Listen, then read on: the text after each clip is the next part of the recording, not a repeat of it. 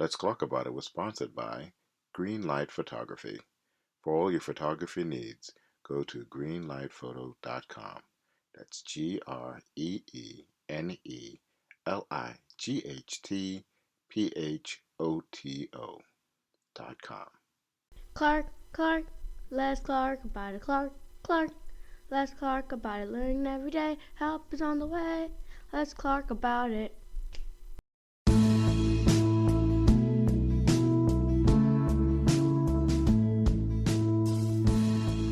Welcome to my podcast. There are some things I know and some other things I want to learn, so let's Clarke about it. Hi. Hi, how are you? I'm good. How are you? Doing well, thank you. Thank you for being my guest today on Let's Clarke About It. I love talking to women who have done awesome things and have made an impact on the world. Since I'm 10 years old, I have 10 main questions for you, but I may ask some follow-up questions. Is that okay? Sure. Great. Let's get started. Today we're talking to Latoya Lain. Hi. Hi. So tell us a little bit about what you do. Okay, I'm what some may refer to as a teaching artist. I'm a trained opera singer, and I also am a college professor at the University of North Carolina in Chapel Hill, where I'm on the music faculty, and I teach voice full-time as well as have a pretty much full-time performing career. Oh, okay. What made you want to go into singing? I was always a musician. I started off in the band since I was in the second grade. And I just kind of matriculated through high school, still in the band. And for some reason, I was interested. Actually, the real reason is Whitney Houston's national anthem. I heard it and I wanted to imitate it. And so I decided I wanted to sing. And I decided to audition for the Performing Arts High School in New Orleans, where I'm from. And she wanted me to sing the national anthem. And of course, I had rehearsed this because I was going to do it just like Whitney Houston. And so, of course, when I started singing, I sound nothing like Whitney Houston. And the teacher there at the Performing Arts High School happened to be an opera singer. And that's what she taught, and that's what she began training me. So I was always in music, and opera sort of came towards the end of my high school experience. Okay. Your performing arts teacher helped you with your singing career? Yes, she did. I wasn't planning to major in music. I thought I was going to go into speech therapy, and it kind of, music kind of became the thing that just opened more doors for me. And even though I wasn't really trying, the opportunities started coming up with summer programs at different colleges.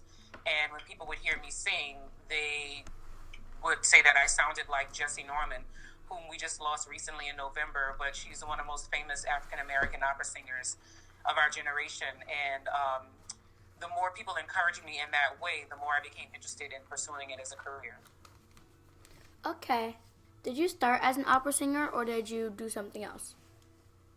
Well, I started singing opera when I was 16, so I pretty much have been, aside from playing in the marching bands in second grade, I've been doing opera my entire career. Oh, okay. Has a fan ever said something to you that made you feel good, and why did it make you feel good? I have a one-woman show that I do on Negro spirituals, and I've toured all over the world performing this show. It's a narrative that I created based on the slave narratives of the Federal Writers Project. And using these narratives, I created the story of one woman, and I interspersed it with some of my favorite Negro spirituals.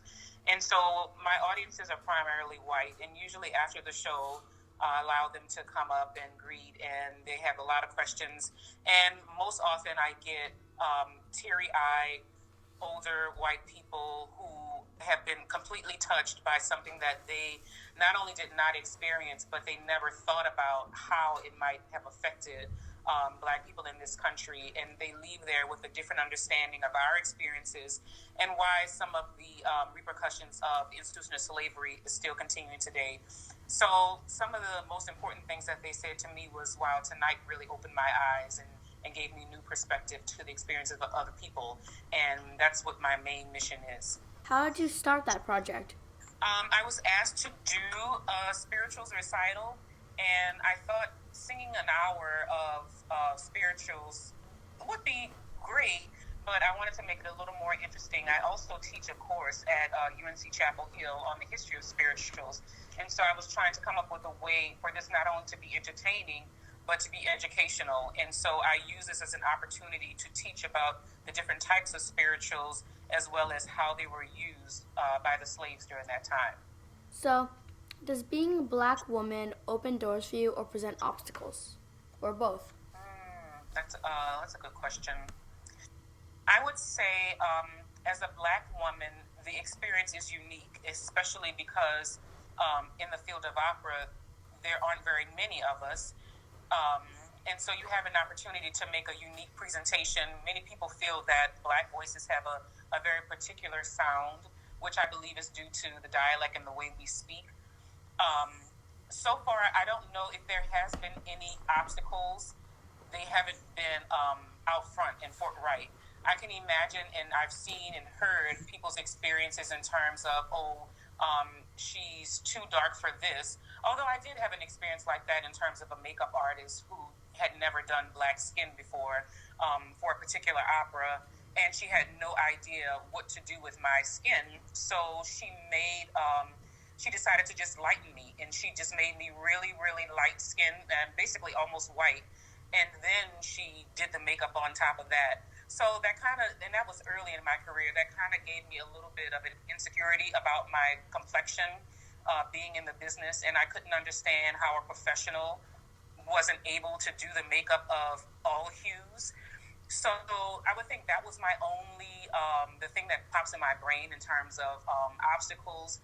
But usually it's not as overt. And so I would never have heard, if it was, something about being black, I wouldn't hear about it. They would just not hire me. Yeah, makeup artists should always know, like, what to do. Exactly, for all people. Yeah. What's your favorite concert venue to perform opera at?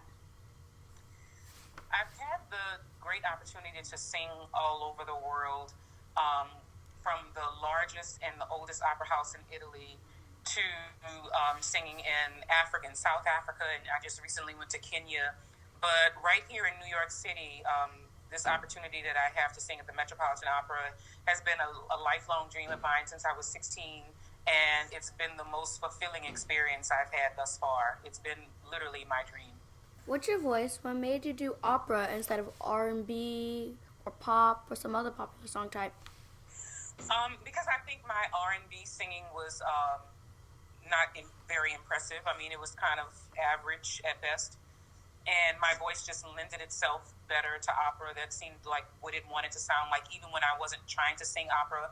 And my friends make fun of me. They sing, if I sing Fantasia, they imitate me and say that I'm singing it in opera. So it's just what my voice wanted to do. So, if you could change one thing about your job, what would you change and why? About my job.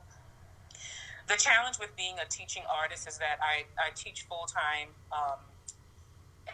in academia, and my day is dedicated to my students, which I love, and it's my passion.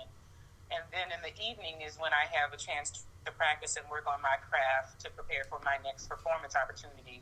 And so I guess if I could change anything, I would find a way to create more of a balance, because by the time I get to the part of the day where I can practice, I'm tired because I've given so much all day to my students. So if I could change anything, either I would make the days longer, or I would figure out ways to where I could rest more and be fresher when it's time for me to practice my own singing. Yeah. Let's take a break. Okay. We'll be right back. It's springtime, and you know what that means. It's time to start taking pictures of family, graduations, Mother's Day, and weddings. Who better to do that for you than Greenlight Photography? Check us out on Instagram at GLPPICS. GLP Pics. We'll take care of you. Now back to my sister's podcast. You perform in New York, but teach in North Carolina? That's correct. It's a really tiresome experience, especially since now I'm 6 months pregnant with twins. So I don't have very much energy, but I fly back and forth. So I came here Tuesday. I flew in this Tuesday morning for a Tuesday night show, and I have another show this weekend, and then one next Tuesday, and then I'll go back to North Carolina and teach for a few days, and then come back up to New York and finish the remainder of the run. Congratulations. Thank you so much. Porgy and Bess is such an iconic production. What was it like to be part of this show? Oh, it's amazing. Porgy and Bess is literally the most famous American opera, and for the attention that it gets, it's an opportunity for Black people to kind of let other people in.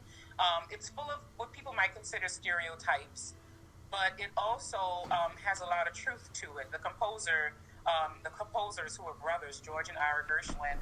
George went to South Carolina and he spent time among the Gullah people, and it wasn't so much that he composed based on what he heard, but because he lived there with them, he listened and observed and studied their languages and their dialects and the way they behaved and maneuvered throughout the day.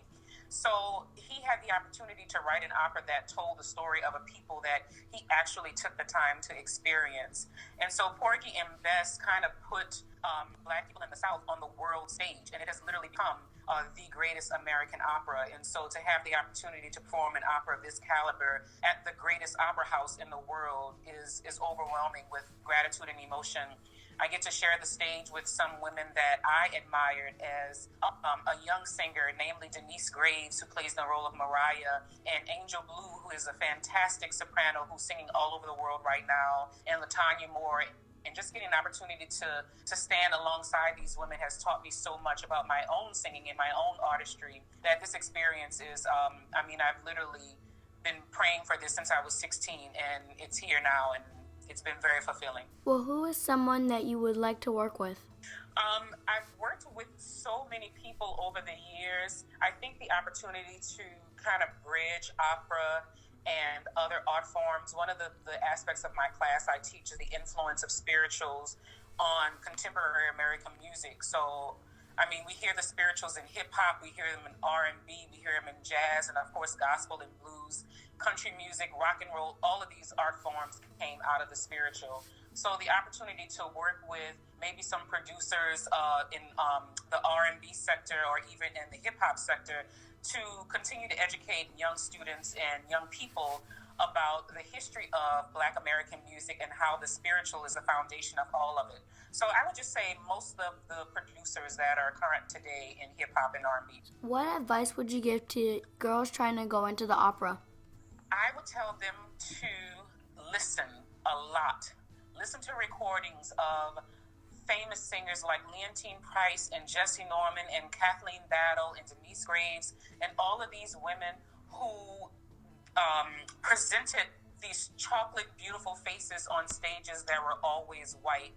And you will begin to hear not only the sound of our people, but the sound that will inform your own singing. So I would tell them to do as much listening as possible. Take piano lessons before you start taking voice lessons, because that also will aid in training your ear, and to go to shows and be exposed. And especially if you live in New York City, you have literally the greatest opera house in the world right at your front door. Take as much advantage as possible in seeing the shows that they produce there. So listen and go see shows. You have to immerse yourself in anything in life that you're passionate about or that you're interested in doing as a young person. You literally want to spend as much time building a foundation with familiarity with that art form. And so, of course, people can get into art forms late in life. There's no time limit. But the younger you are, the more free time you have, because you won't have the commitment of your spouse or having children. You can really focus on yourself and developing your own craft. So yes, practice, practice, practice. And I actually just started piano lessons myself. Oh, awesome. I've been playing it for a while, but just more like banging on the keys than. Sometimes I get sheet music, but that's pretty much it. I haven't had any real training until. Okay. Yeah. So right now, you're developing your ear. So you're going to learn how to play by ear just by playing around on the piano. And once you learn the piano, you can learn any instrument because it's all connected. Yeah. I actually started playing the piano because I played the clarinet in 4th grade. Oh, wow. And I basically just took all the notes from my clarinet music book and just and figured it out from there. That's awesome. Very smart. I played the clarinet too. That was my first instrument. My first instrument was the recorder. That's not really an instrument.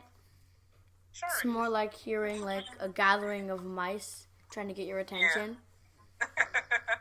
Yeah, we used to have to play the recorder at church Yeah. all the time. But like the recorder is more like a mandatory thing because we actually did end up going to Carnegie Hall, but we didn't practice at all.